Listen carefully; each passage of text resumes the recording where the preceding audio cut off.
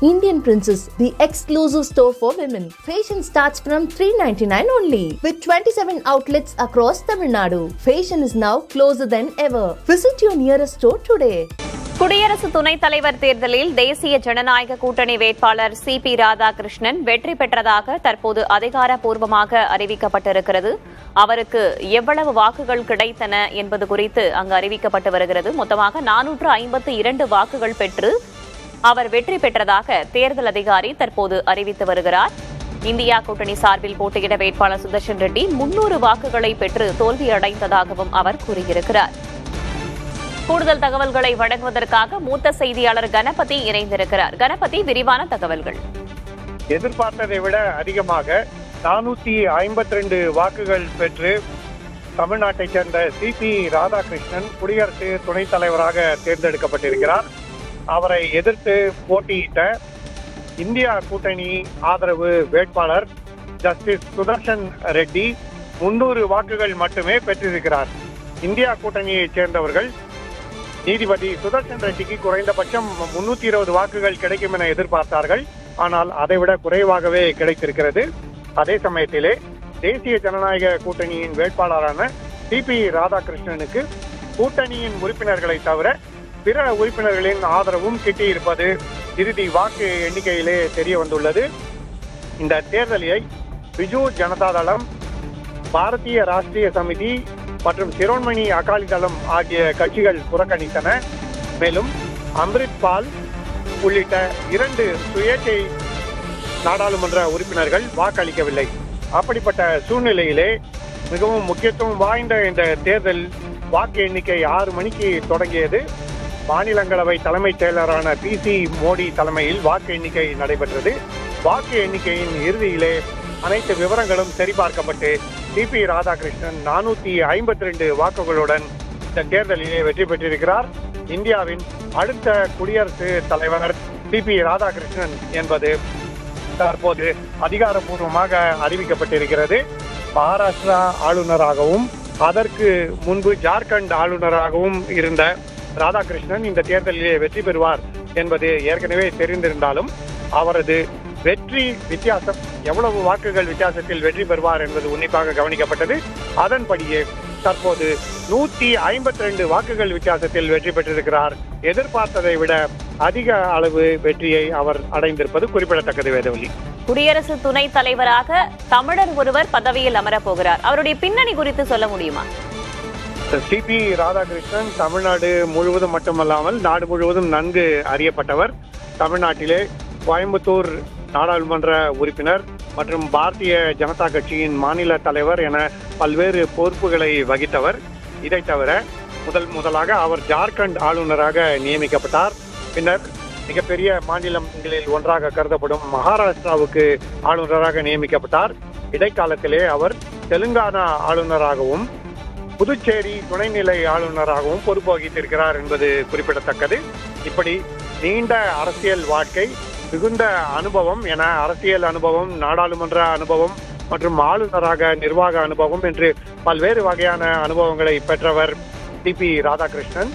RSS அமைப்பில் அவர் இளம் வயதிலேயே இணைந்து பின்னர் படிப்படியாக பாரதிய ஜனதா கட்சியில் பல்வேறு முக்கிய பொறுப்புகளை வகித்து தற்போது குடியரசு துணைத் தலைவராக தேர்ந்தெடுக்கப்பட்டிருக்கிறார்.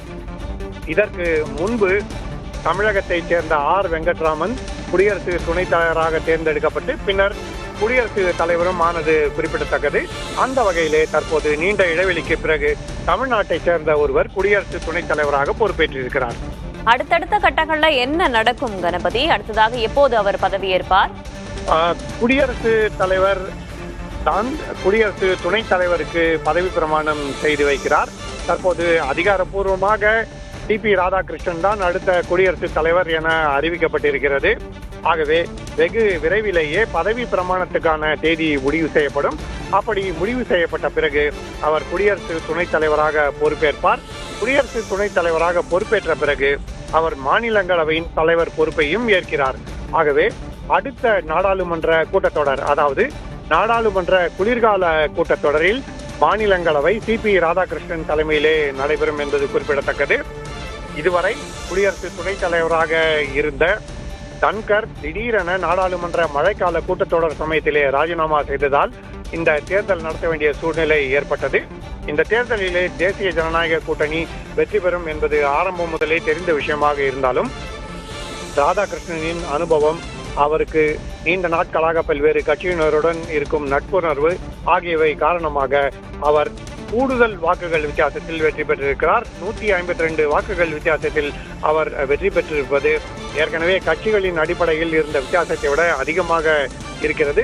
ஏற்கனவே கணிக்கப்பட்டதை விட பெரிய வெற்றியை பெற்றிருக்கிறார் தமிழ்நாட்டைச் சேர்ந்த சிபி ராதாகிருஷ்ணன். பாஜக கூட்டணியில பலர் இருக்கும்போது சிபி ராதாகிருஷ்ணன் குடியரசு துணைத் தலைவருக்கான வேட்பாளராக முன்னதாக அறிவிக்கப்பட்டதற்கு என்ன காரணம் சொல்லப்பட்டது கணபதி? நிச்சயமாக அவருக்கு நீண்ட அரசியல் அனுபவம் இருக்கிறது.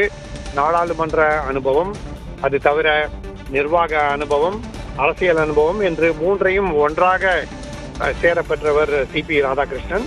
அந்த காரணத்தால் தான் அவர் குடியரசு துணைத் தலைவராகவும் சரி, மாநிலங்களவை தலைவராகவும் சரி சிறப்பாக செயல்படுவார் என எதிர்பார்க்கப்பட்டது. மிகவும் முக்கியமாக சர்ச்சைகளில் இருந்து மிகவும் தள்ளி இருப்பவர் சிபி ராதாகிருஷ்ணன். எந்த விதமான சர்ச்சைகளையும் உருவாக்காமல் அவர் மகாராஷ்டிரா, ஜார்க்கண்ட், தெலுங்கானா மற்றும் புதுச்சேரி ஆகிய மாநிலங்களில் ஆளுநராகவும் துணைநிலை ஆளுநராகவும் பணியாற்றியது குறிப்பிடத்தக்கது. அதை தவிர நாடாளுமன்ற உறுப்பினராக இருந்த போதும் சரி, எந்த விதமான சர்ச்சைகளோ அல்லது குற்றச்சாட்டுகளோ அவர் மீது கிடையாது. ஊழல் என்பதெல்லாம் இல்லாமல் மிகவும் அப்பழுக்கற்ற எளிமையான வாழ்க்கை முறையை உடையவர் சிபி ராதாகிருஷ்ணன். ஆகவே அவரே இந்த பதவிக்கு சரியான பொருத்தமாக இருப்பார் என கருதிதான் பாரதிய ஜனதா கட்சி தலைமை அவரை தேர்ந்தெடுத்தது. பாஜக தேசிய தலைவரான ஜே.பி. நட்டாவே அவர் பெயரை அறிவித்தார். அதன் பிறகு கூட்டணி கட்சிகளும் அவரை ஆதரித்து தெலுங்கு தேசம், ஐக்கிய ஜனதாதளம் மற்றும் லோக் ஜனசக்தி கட்சி ஆகிய அனைத்து கூட்டணி கட்சிகளும் அவருக்கு ஒரு மனதாக ஆதரவு அளித்திருக்கின்றன. கூட்டணியை தாண்டி அவர் ஒய்எஸ்ஆர் காங்கிரஸ் போன்ற கட்சிகளின் ஆதரவையும் பெற்றிருக்கிறார். அந்த அளவுக்கு அரசியல் ரீதியாக அனைவராலும் ஒத்துக்கொள்ளக்கூடிய தலைவராக இருப்பார் என்பதால் தான் பாரதிய ஜனதா கட்சி அவரை தேர்ந்தெடுத்தது. வேறு குடியரசு துணைத் தலைவருக்கான பொறுப்புகள் யாவை? குடியரசு துணைத் தலைவர் ஏதாவது ஒரு காரணத்தால் குடியரசு தலைவர் செயல்பட முடியாத சூழல் ஏற்பட்டால் அப்போது அந்த பொறுப்புகளை கவனிக்கிறார். இதை தவிர மாநிலங்களவையின் முழு நேர தலைவராக மாநிலங்களவையிலே அவை நடவடிக்கைகள் எப்படி இருக்க வேண்டும், அவையின் உறுப்பினர்களின் நடத்தை எப்படி இருக்க வேண்டும், அவையின் பல்வேறு முக்கிய விவாதங்கள் போன்ற விஷயங்களுக்கு எவ்வளவு நேரம் ஒதுக்கப்பட வேண்டும் என்று பல்வேறு விதமான முடிவுகளை எடுக்கும் மிகவும் முக்கியத்துவம் வாய்ந்த பொறுப்பு குடியரசு துணைத் தலைவராக இருப்பவருக்கு மாநிலங்களவை தலைவர் என்கிற முறையிலே தானாக கிடைக்கிறது. ஆகவே முழு நேரமாக மாநிலங்களவையை வழிநடத்த வேண்டும். அதே சமயத்திலே குடியரசுத் தலைவர் இல்லாத சமயத்தில் குடியரசுத் தலைவருக்கு உடல் நலக்குறைவு ஏற்பட்டாலோ வேறு காரணங்கள் இருந்தாலோ அந்த சமயத்தில் குடியரசுத் தலைவரின் பொறுப்புகளையும் கவனிக்க வேண்டும் என்ற இரட்டை கடமைகள் குடியரசு துணைத் தலைவருக்கு இருக்கிறது. இதை தவிர நாட்டின் பிரதிநிதியாக நாட்டின் முதல் குடிமகனான குடியரசு தலைவர் எப்படி இந்திய நாட்டின் பிரதிநிதியாக வெளிநாட்டு தலைவர்களை வரவேற்பது, வெளிநாடுகளுக்கு செல்வது போன்ற பல்வேறு முக்கிய பணிகளில் ஈடுபடுகிறாரோ அதே போன்ற பொறுப்புகள் குடியரசு துணைத் தலைவருக்கும் அளிக்கப்படுகின்றன. வெளிநாட்டு தலைவர்கள் இங்கே வரும்போது அவர்களுக்கு வரவேற்பு அளிப்பது, அவர்களுக்கு விருந்து அளிப்பது போன்ற கடமைகள், அதை தவிர வெளிநாடுகளுக்கு பயணம் செய்து இருநாட்டு உறவை பலப்படுத்துவது தொடர்பான கடமைகள் ஆகியவை இருக்கின்றன. ஆகவே குடியரசு துணைத் தலைவர் பதவி மிகவும் முக்கியத்துவம் வாய்ந்த பதவியாக கருதப்படுகிறது. கணபதி, இம்முறை குடியரசு துணைத் தலைவர் தேர்தலில் வேட்பாளர்களாக நிறுத்தப்பட்ட இருவருமே தென்னிந்தியாவை சேர்ந்தவர்கள், தென் மாநிலங்களை சேர்ந்தவர்கள். தேசிய அளவுல தென்னிந்தியாவிற்கான முக்கியத்துவத்தை அதிகரிப்பதாகவும் இது பார்க்கப்பட்டது. அதோடைய முக்கியத்துவம் குறித்து சொல்ல முடியுமா? நிச்சயமாக தமிழ்நாட்டிலே அடுத்த வருடம் சட்டமன்ற தேர்தல் நடைபெற உள்ளது. புதுச்சேரியிலும் சட்டமன்ற தேர்தல் நடைபெற உள்ளது. அதே போல இன்னொரு தென்னிந்திய மாநிலமான கேரளாவிலும் சட்டமன்ற தேர்தல் நடைபெற உள்ளது. அப்படிப்பட்ட சூழலிலே தமிழ்நாட்டை சேர்ந்த ஒருவரை இந்த பதவிக்கு பாரதிய ஜனதா கட்சி மற்றும் தேசிய ஜனநாயக கூட்டணி தேர்ந்தெடுத்திருக்கின்றன. இது ஒரு புறம் இருந்தாலும் இந்தியா கூட்டணி இந்த தேர்வை சரியான முறையிலே எதிர்கொள்வதற்காக அவர்களும் தென்னிந்தியாவை சேர்ந்த ஒரு வேட்பாளரை தேர்ந்தெடுத்தார்கள். ஆந்திரா மற்றும் தெலுங்கானா மாநிலங்களில் நன்கு அறியப்பட்டவர்.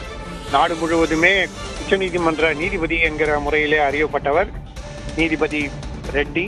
ஆகவே இருவருமே தென்னிந்தியாவை சேர்ந்தவர்கள் என்பதால் கடுமையான போட்டி நிலவியது. தென்னிந்தியாவை சேர்ந்த கட்சிகள், நாடாளுமன்ற உறுப்பினர்கள் யாரை ஆதரிப்பார்கள் என்பது மிகவும் ஆர்வத்துடன் எதிர்பார்க்கப்பட்டது.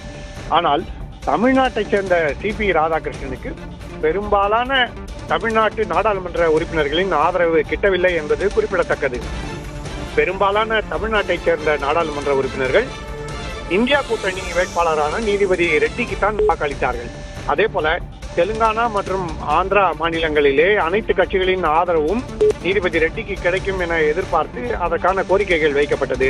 ஆனால் YSR காங்கிரஸ் கட்சி தேசிய ஜனநாயக கூட்டணியின் வேட்பாளரான சிபி ராதாகிருஷ்ணனுக்கே தனது ஆதரவை அளித்தது.